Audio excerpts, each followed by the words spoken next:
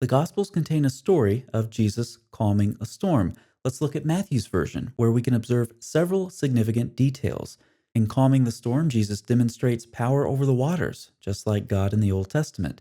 You rule the raging of the sea. When its waves rise, you still them. And there are some other references if you'd like to check out similar verses. Jesus is urged to awaken, just like God in the Old Testament. And they went and woke him, saying, "Save us, Lord, we are perishing." And from Psalm 44, "Awake, why are you sleeping, O Lord? Rouse yourself.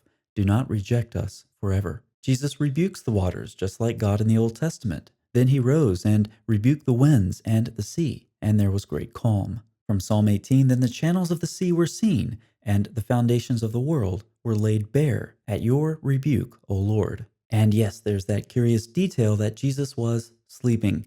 And behold, there arose a great storm on the sea, so that the boat was being swamped by the waves. But Jesus was asleep. About this detail, many commentators will point to Matthew 8:16 and the surrounding chronology of the Gospels. The people had to wait until evening to bring the sick to Jesus, since it was the Sabbath. This likely lasted late into the evening or even into the night, and would have been very tiring. However, given this is the only mention of Jesus sleeping in the New Testament, and it occurs in a context saturated with Old Testament imagery, it's wise to look to the Old Testament to see if there is some reason that Matthew included this detail. Bernard Bateau writes, "To judge from the literature of the ancient Near East, the motif of the sleeping deity actually involves several related concepts, which, for convenience, may be grouped under two headings. A. Rest as a divine prerogative, and B. Sleeping as a symbol of divine rule." You're probably recalling now God resting after creation. This is an ancient Near Eastern expression that reflects the sovereignty and the rule of the deity. Bateau continues, "Further, the explicit portrayal of the Creator sleeping functioned as a statement of the deity's status as the supreme ruler of heaven and earth. The ability to sleep undisturbed was the symbol of the deity's absolute dominion over the heavens and the earth and the underworld." He continues, "The final stage in the biblical adaptation of the motif of the sleeping deity comes in the New Testament story of Jesus calming the sea. This incident is found in all three synoptic gospels. From the manner in which the evangelists shaped these stories using traditional biblical language and images of divine activity, it is evident that they regarded both stories as epiphanic, that is, as manifesting the divine presence.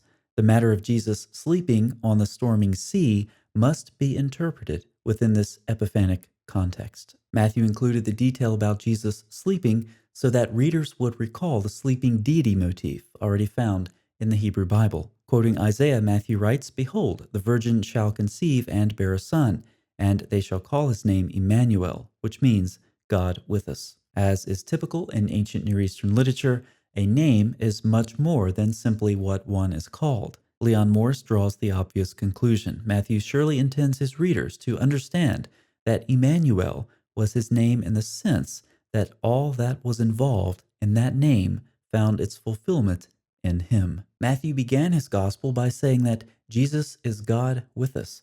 At various points throughout his gospel, he tells us what that looked like. The calming of the storm is one such example. Matthew portrays Jesus as the sleeping deity, expressing his sovereignty even over the waters of chaos. Thanks for watching.